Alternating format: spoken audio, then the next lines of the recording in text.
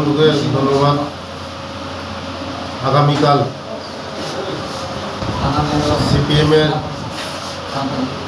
ধর্মঘট ডাকাকে নিয়ে আজকে আমাদের 29 মণ্ডলের মধ্যে আমাদের আলোচনা হয়েছে।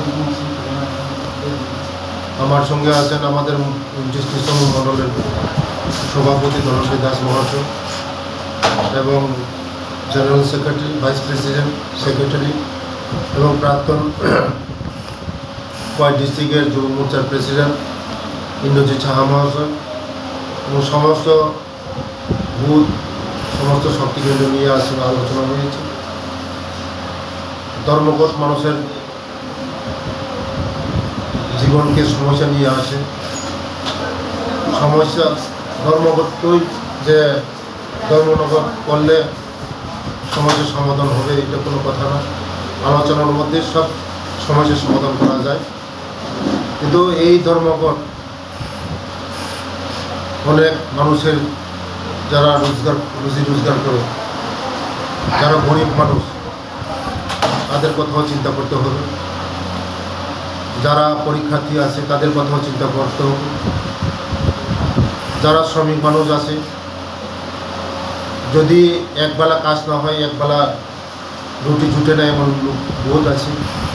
তার জন্য আগামীকালের যে ধর্মঘট আমরা মানছি না, মানব না। আগামীকালের গাড়ি চাকা চলবে, গাড়ি চাকা ঘুরবে, চলবে।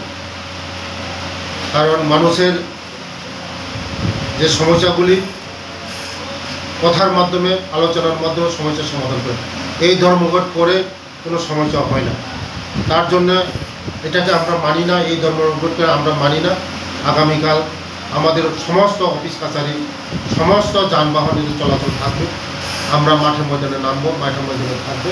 আগামীকালের সব এই সিপিএমের যে চক্রান্ত, সিপিএম এবং কংগ্রেসের যে চক্রান্ত, আমরা এটা আমরা চক্রান্তকে এটা বিফল করব, মানুষের সঙ্গে থাকব। কারণ গরিব মানুষ একদিন যদি গাড়ি না চলে, একজন যদি কাজ না করে, তাদের খুব অসুবিধা হয়। তার জন্য আমরা গরিব মেহনতির মানুষের কথা চিন্তা করে এই ধর্মঘটকে কোনোদিন আমরা মানব না, মানছি না। কারণ কালকে যেভাবে স্বাভাবিক চলবে, গাড়ি ঘোড়া চলবে, অফিস আদালত চলবে, সব চলবে না। আমরা মাঠে মধ্যে ধন্যবাদ।